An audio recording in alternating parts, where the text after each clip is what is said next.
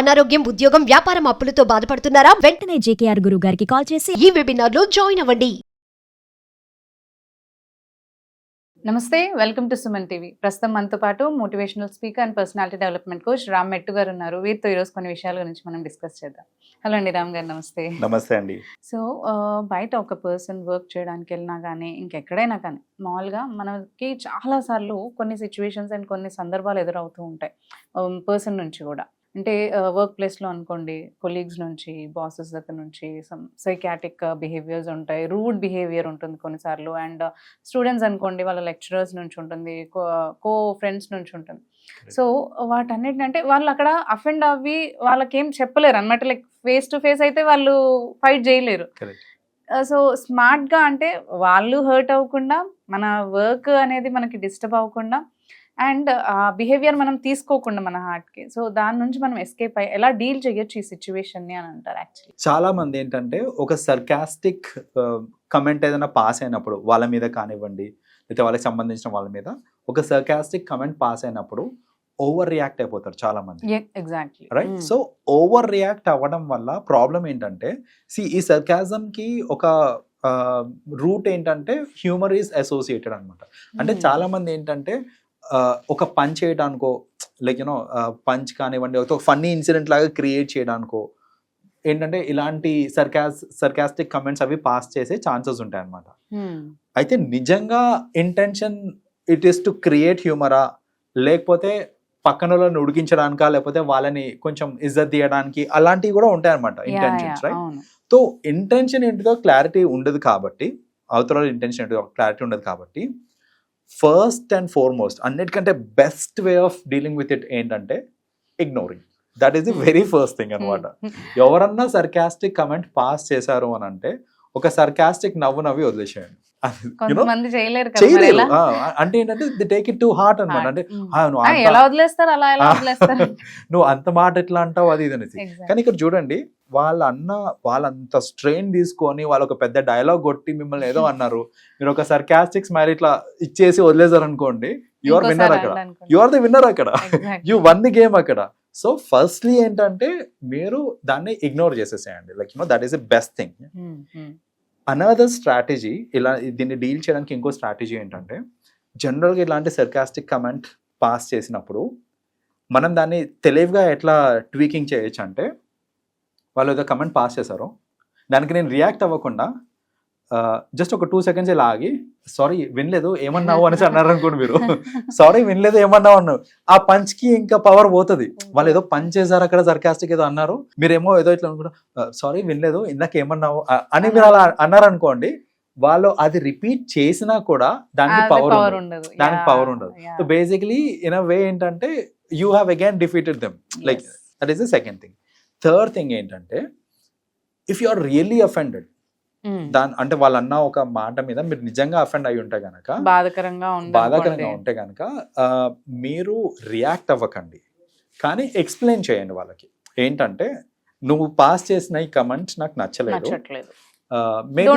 Don't repeat and this is the reason. అంటే for whatever reason చెప్పాలనుకుంటే reason చెప్పండి. లేదు అని అంటే కనుక స్ట్రైట్ ఫార్వర్డ్ చెప్పేసేయండి that I'm not very comfortable with this one అనేసి. So that is another thing. Fourth thing ఉంటుందండి, అదేంటంటే దానికి మళ్ళీ మనకి సెన్స్ ఆఫ్ హ్యూమర్ కూడా ఉండాలి అండ్ విట్టినెస్ అనేది ఉండాలి.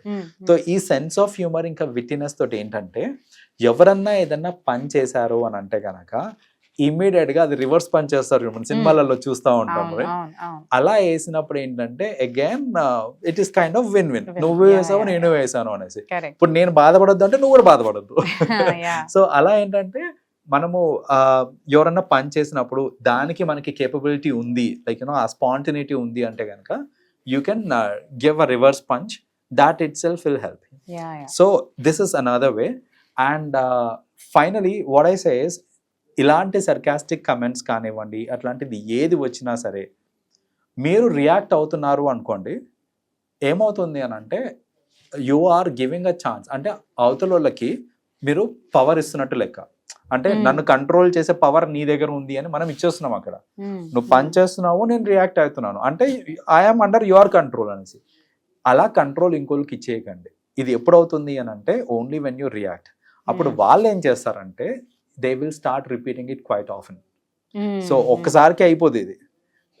నువ్వు పని చేసావు, దానికి నేను రియాక్ట్ అయ్యాను, రియాక్ట్ అయ్యేసరికి ఏంటంటే ఒక ఏదో ఇట్స్ కైండ్ ఆఫ్ ఇది వాడికి ఫన్ లాగా క్రియేట్ Yeah, అయిపోతుంది, లేదా డామినెంట్ మెంటాలిటీ వచ్చేస్తుంది అనమాట. నేను డామినేట్ బాధపడినా చేశాను, లేదంటే మళ్ళీ గొడవ పడినా హిల్ Repeat. మీరు అన్నట్టు రిపీట్ రిపీట్ చేస్తారు. ఎందుకంటే మీరు Exactly. బాధపడ్డా, మీరు దాన్ని రివోల్ట్ అయినా, ఏం చేసినా సరే కనుక మీరు రియాక్ట్ అయినా, ఇవన్నీ ఏంటంటే ఇట్ షోస్ దట్ ఓకే అతను మిమ్మల్ని డిస్టర్బ్ చేసే కెపాసిటీ ఉంది yes. అనేసి మీరు సింబల్ కి చెప్తున్నారు అక్కడ. కరెక్ట్ సో ఇది లేకుండా ఉండాలి అని అంటే ది బెస్ట్ థింగ్ ఏంటంటే షో దట్ ఆ కంట్రోల్ నా దగ్గరే ఉంది, నాట్ విత్ యూ అనేసి.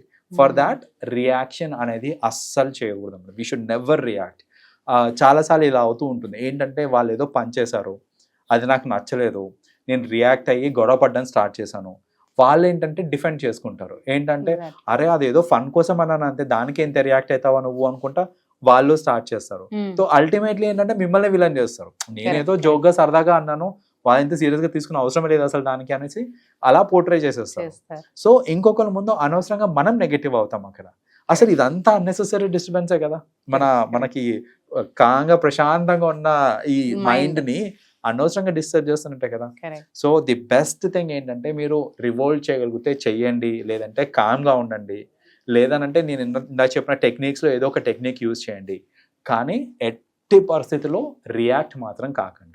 మీరు రియాక్ట్ అయ్యారు అని అంటే దట్ ఈస్ వెన్ అవతల రెచ్చిపోతారు. ఇంకా అంటే కొన్నిసార్లు ఇలా సైకాట్రిక్ బిహేవియర్ ఉన్నా కానీ, రూట్ గా ఏమన్నా పాస్ చేసినా కానీ ఊరుకుంటే అది ఇంకా ఎక్కువ చేసే వాళ్ళు కూడా ఉంటారు. ఇప్పుడు మీరు అన్నట్టు ఇగ్నోర్ చేసినా కానీ, రియాక్ట్ అవ్వకుండా ఉన్నా కానీ, ఇంకా దాన్ని ఓకే గ్రాంటెడ్ తీసేసుకొని మనం చేయొచ్చు అనమాట అని తీసుకునే వాళ్ళు కూడా ఉంటారు కదా. మరి దాన్ని ఎలా డీల్ చేయొచ్చు? ఇక్కడ ఏమవుతుందంటేనండి, రిపిటేషన్ అనేది ఇట్ కీప్స్ హ్యాపెనింగ్. ఎప్పుడు దాకా? ఇఫ్ యు ఆర్ కాన్స్టాంట్లీ దానికి రెస్పాన్స్ ఇస్తున్నారండి. ఫర్ ఎగ్జాంపుల్ నేను కాలేజ్లో ఉన్నప్పుడు అండి, మా తెలిసిన ఫ్రెండ్ ఒక అతను లైక్ కొంచెం ఇన్నోసెంట్ అనమాట. జనరలీ ఇట్లా ఇన్నోసెంట్ పీపుల్ టార్గెట్ అవుతుంటారు. వాడు కొంచెం ఇన్నోసెంట్ ఉండేవాడు. సో ప్రతిసారి ఏంటంటే వాడినే టార్గెట్ చేసుకుంటూ, వాడి మీదనే పంచులు వేసుకుంటూ చేస్తున్నాడు. వాడి మీద పని చేసిన ప్రతిసారి చెయ్యకరా అట్లా, అనకరా అట్లా అని అనేవాడు అనమాట అతను. సో వాడు అలా చెయ్యకరా అట్లా అలా అనకరా అనే టైంకి ఏంటంటే అంటే ఏంటి, వాడు రియాక్ట్ అవుతున్నాడు అక్కడ బేసిక్గా. ప్లీజ్ అట్లా చేయకు, నాకు నచ్చట్లేదు అని రానేవాడు అనమాట. కానీ at the end of the day వాడు కొంచెం ఇన్నోసెంట్ అని అందరికీ తెలుసు, వాడు వీక్ అని అందరికీ తెలుసు. కాబట్టి ఏమంటే రిపీట్ అవుతా ఉండేది అనమాట.